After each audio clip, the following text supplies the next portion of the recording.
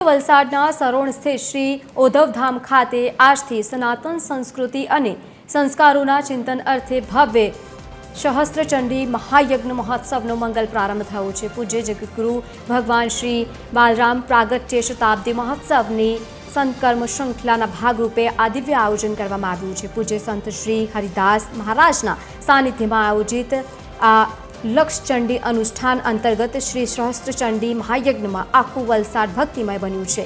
આ મહોત્સવની વિશેષતા એ છે કે હરિદ્વારથી ખાસ 90 જેટલા વૈદિક બ્રાહ્મણો વલસાડ ખાતે પધાર્યા છે, જેમના શાસ્ત્રોક્ત વિધિ અનુસાર મંત્રોચ્ચારની સાથે શ્રી ઓધવધામમાં યજ્ઞની શરૂઆત કરવામાં આવી છે। મહોત્સવના પ્રથમ દિવસે ભવ્ય કળશ યાત્રા યોજાઈ હતી, જેમાં મોટી સંખ્યામાં શ્રદ્ધાળુઓ અને માતૃશક્તિ જોડાઈ હતી। આ પ્રસંગે પૂજ્ય સંત શ્રી હરિદાસજી મહારાજ ઉપસ્થિતિ આપી અને ભક્તોને આશીર્વાદ પણ આપ્યા હતા। આ ધાર્મિક મહોત્સવમાં TV13 ગુજરાતી ન્યૂઝના ડિરેક્ટર દીપેશભાઈ ભાનુશાલી પણ ખાસ ઉપસ્થિત રહ્યા હતા અને દર્શન પૂજનનો લાભ પણ લીધો હતો। આગામી 27 ફેબ્રુઆરી સુધી ચાલનારા આ 9 દિવસીય અનુષ્ઠાનમાં અનેક ધાર્મિક કાર્યક્રમો પણ યોજાશે। ખાસ કરીને 26મી ફેબ્રુઆરીએ સાંજે 7 કલાકે જલારામ મંદિર સરોણ ખાતે ભવ્ય સનાતન ભંડારાનું પણ આયોજન કરવામાં આવ્યું છે।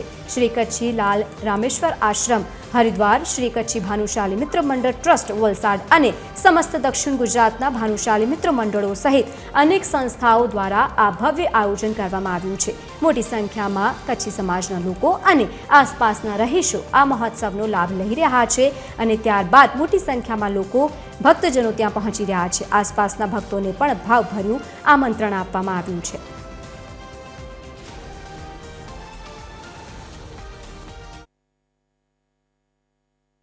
કચ્છી આશ્રમ દ્વારા ચાલતો આ લક્ષચંડી મહોત્સવ એક સનાતન ઉત્સવ છે। સનાતનને ટકાવવા માટે પરમ પૂજ્ય ગુરુવર્ય હરિદાસજી મહારાજની પ્રેરણાથી સર્વે 400 બ્રાહ્મણોના સથવારે આ 90 દિવસથી ત્યાં હરિદ્વારમાં આ યજ્ઞ ચાલુ હતું। એનો 10th હવન અત્યારે ચાલુ થઈ ગયો છે। સૌ ભક્તો ભાવિકો ભેગા થઈ કરી ભગવાન ઓધવરામ ભગવાન બાલરામનું ગુણ ગાઈ અને આ યજ્ઞની શરૂઆત કરી છે। આ લક્ષચંડી યજ્ઞ મહાયજ્ઞ એનો અત્યારે આ 9 દિવસના કાર્યક્રમમાં સૌ ભાવિકો પધાર્યા છે। આપણે સૌ ભેગા થઈ આનો આનંદ લઈએ।